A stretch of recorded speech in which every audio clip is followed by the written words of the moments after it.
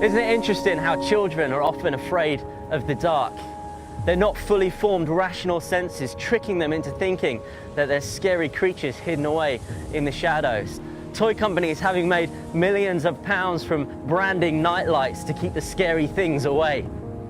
Thing is, when we become adults, we rationalize everything and we think there's nothing to be afraid of, there's nothing to be scared. It's just the night, it's just the dark.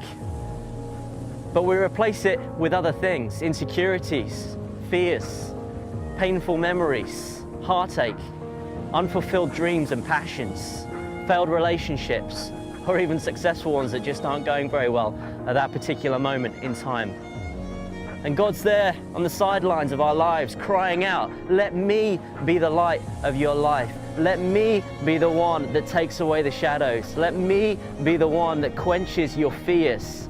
Let me be the one that comes and takes your fears away completely, once and forevermore.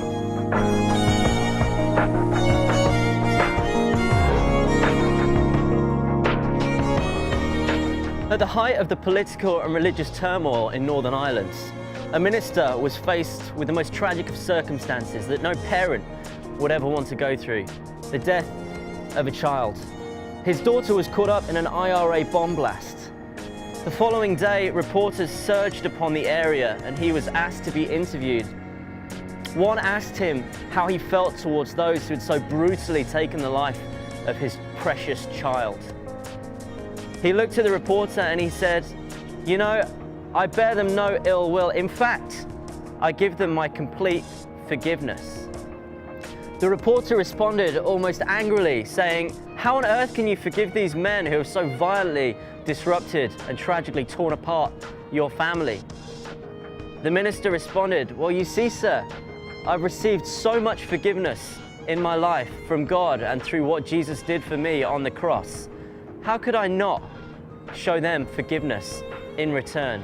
Surely that would be to throw back in the face of Jesus all that he has done for me." How amazing that in the darkest of circumstances, that minister could be such light.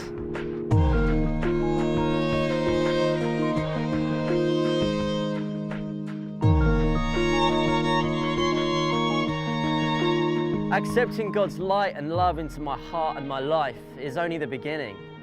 God's challenging me. He's saying, I dare you to radiate this love into the world around you, to be a real, authentic, loving person. You know, Jesus demonstrated to us perfectly. He even used the words, "I am the light of the world." He laid the challenge down.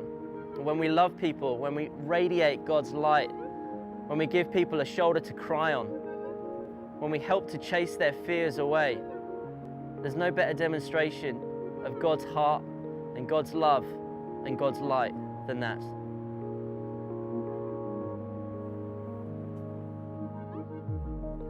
God tells us in the Psalms that as far as the east is from the west, that's how far he's removed our transgressions from us. God is saying, I don't want you to be trapped in the darkness of sin. I want you to move into new life with me, light life. If there's things that you're struggling with in your life, if there's areas that you think that you need forgiveness for, then I urge you to come before God, the living, mighty, wonderful God, and say, forgive me for the things that I've done. I choose to walk in your light and radiate it back out to the world around me. Light is never more visible than when it shines through and pierces the darkness. As we release this lantern into the night sky, people will be able to see it for miles and miles around.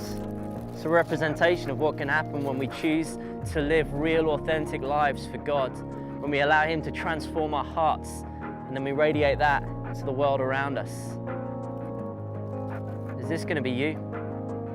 Is this going to be your heart? Is this going to be your life?